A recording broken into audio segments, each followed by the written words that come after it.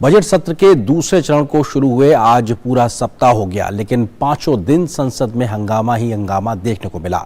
आज भी दोनों सदनों को चेयर के माध्यम से चलाने की बहुत कोशिश की गई, लेकिन दोनों ओर से शोर शराबा देखने को मिला और जारी रहा। सत्ता पक्ष लगातार राहुल गांधी से उनके लंदन में दिए गए बयान पर माफी की मांग कर रहा है, तो विपक्ष कई अन्य मुद्दों को लेकर संसद में लगातार शोर शराबा कर रहा है। संसद के बजट सत्र का दूसरा चरण पहले हफ्ते का 5वां दिन संसद के दोनों सदनों में हंगामा रहा जारी। जैसे ही शुक्रवार को लोकसभा की कार्यवाही शुरू हुई, विपक्षी दलों के कई सांसद वेल में आकर हंगामा करने लगे, जबकि सत्ता पक्ष के सांसद अपनी जगह पर खड़े होकर राहुल गांधी से माफी की मांग कर रहे थे। शोर शराबे के बीच लोकसभा थोड़ी देर चली। लोकसभा अध्यक्ष सदन के ऑर्डर में आने का इंतजार करते रहे। लोकसभा अध्यक्ष ओम बिरला ने कहा भी कि जब सदन ऑर्डर में नहीं है तो कैसे किसी सदस्य को बोलने का मौका दिया जा सकता है। आपसे आग्रह करता हूं कि सदन को चलने दें। आपको नारेबाजी करने नहीं भेजा सदन में, देश की जनता देख रही है, इसलिए मेरा आपसे आग्रह है सदन को चलने दें। हाउस ऑर्डर में आएगा, मैं सबको बोलने का मौका दूंगा। हाउस ऑर्डर में आएगा, सबको बोलने का मौका दूंगा, लेकिन इस तरीके से बिना हाउस ऑर्डर के आप खड़े रहेंगे, बोलने का मौका नहीं देंगे। उधर राज्यसभा की कार्यवाही सुबह जैसे ही शुरू हुई, उच्च सदन में अहम विधायी कामकाज को आगे बढ़ाने की कोशिश हुई। सदन थोड़ी ही देर चल पाया और विपक्षी दलों के सांसदों ने विभिन्न मुद्दों पर हंगामा शुरू कर दिया। वहीं सत्ता पक्ष के सांसद भी राहुल गांधी से लंदन में दिए गए बयान को लेकर माफी की मांग कर रहे थे।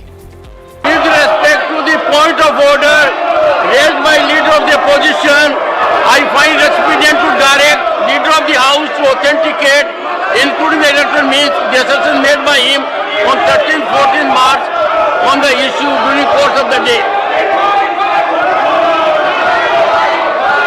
The House stands adjourned to meet at 1100 hours on Monday, 20th March 2023.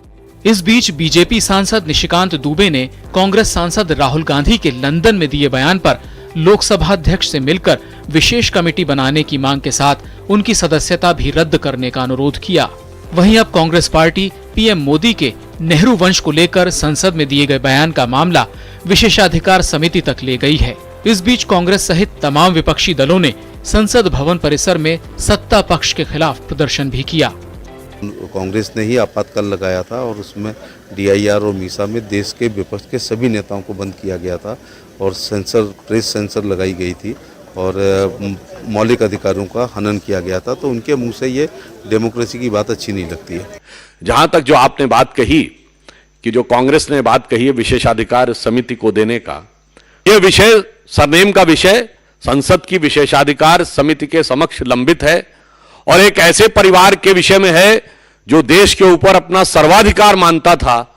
तो मुझे लगता है उस पर टिप्पणी करना मेरे लिए अनाधिकार हो।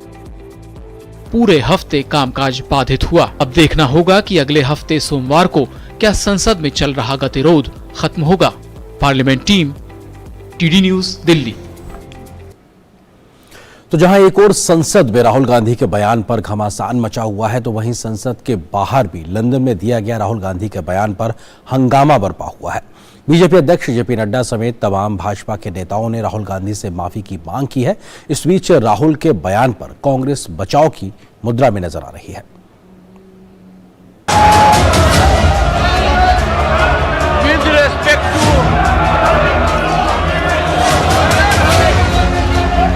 कांग्रेस के पूर्व अध्यक्ष राहुल गांधी के लंदन में दिए भारतीय लोकतंत्र विरोधी बयान के बाद संसद के दोनों सदनों में हंगामा तो मचा ही है, सदन के बाहर भी जोरदार सियासत जारी है। तमाम केंद्रीय मंत्रियों और बीजेपी के वरिष्ठ नेताओं के निशाने पर हैं राहुल गांधी।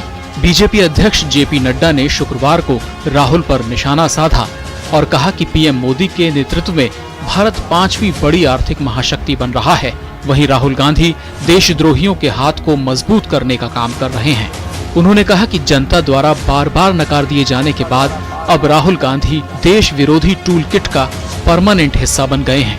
दुर्भाग्य की बात यह है कि इन देश विरोधी गतिविधियों में देश की सबसे पुरानी पार्टी कांग्रेस पार्टी भी अब शामिल हो गई है।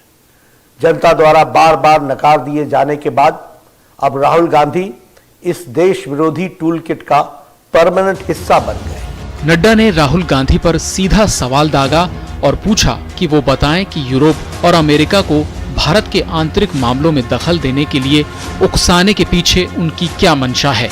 बीजेपी अध्यक्ष ने पूछा कि कांग्रेस और पाकिस्तान की भाषा एक जैसी क्यों है। मैं राहुल गांधी से जानना चाहता हूं कि यूरोप और अमेरिका को भारत के आंतरिक मामलों में दखल देने के लिए उकसाने के पीछे उनकी मंशा क्या है।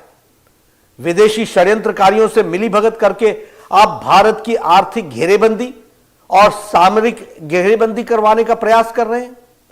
स्वतंत्र भारत के इतिहास में विषम से विषम स्थिति में भी आज तक देश किसी भी बड़े नेता ने विदेश में जाकर के विदेशी ताकतों से भारत सरकार के खिलाफ कार्रवाई करने की आह्वान नहीं किया। वहीं केंद्रीय मंत्री अनुराग सिंह ठाकुर ने भी राहुल गांधी के विदेश में दिए बयान को लेकर राहुल पर पलटवार किया और कहा कि झूठ बोलना उनकी आदत बन गई है, उनको बिना शर्त माफी मांगनी चाहिए।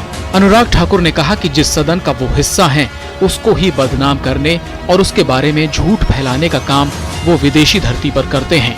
Rahul stand for regretful, awful, hateful, ungrateful liar. ये क्या है कि आप झूठ बोले बाहर और यहाँ पर आकर अपने आप को दिखाएं कि वो सदन से बड़े हैं, संसद से बड़े हैं, देश से बड़े हैं। एक परिवार क्या सबसे बड़ा है? उनको अनकंडीशनल अपॉलॉजी मांगनी चाहिए। माफी मांगने की बजाय वो ये शर्त रख रहे हैं कि उनको यहाँ पर बोलने का मौका है। बीजेपी के तमाम और नेताओं ने भी राहुल को निशाने पर लिया और उनसे माफी की मांग की। जब उनको लोकसभा में मौका दिया तो सब्जेक्ट पे नहीं बोले। उनको राष्ट्रपति जी को अभिभाषण देना था ना, धन्यवाद देना था, उस पर नहीं बोले और सब्जेक्ट पे बोले। ऐसे ही लंदन में जब सब्जेक्ट कोई और दिया था, 21वीं सदी की चुनौतियां, ऐसा सब्जेक्ट था, उस सब्जेक्ट पे नहीं बोले और भारत के लोकतंत्र की आलोचना कर गए, न्यायपालिका की आलोचना कर गए, देश की आलोचना कर गए। तो ये देश सहन नहीं करेगा, जिसको माफी मांगनी ही पड़ेगी। हमारी बार बार मांग है कि वो सदन में माफी मांगे, लेकिन वो एक बहुत अहंकार में इस समय जी रहे हैं। इतना अहंकार कि वो बार बार कहते हैं कि हमको जब बोलने दिया जाएगा तभी लोकतंत्र बचेगा। वहीं कांग्रेस पार्टी राहुल गांधी के बयान के समर्थन में खड़ी है। राहुल गांधी कुछ नहीं कहा जिसके लिए माफी मांगने की जरूरत है। उसने कभी नहीं मांगा कि विदेशी ताकत हमारे देश में आके हमारे लोकतंत्र को बचाएं। कुल मिलाकर राहुल के बयान पर मचा घमासान थमने का नाम नहीं ले रहा है। सत्ता पक्ष जहां माफी पर अड़ा है, वहीं कांग्रेस राहुल गांधी के बयान को गलत मानने को तैयार ही नहीं है। पार्लियामेंट टीम के साथ ब्यूरो रिपोर्ट, डीडी न्यूज।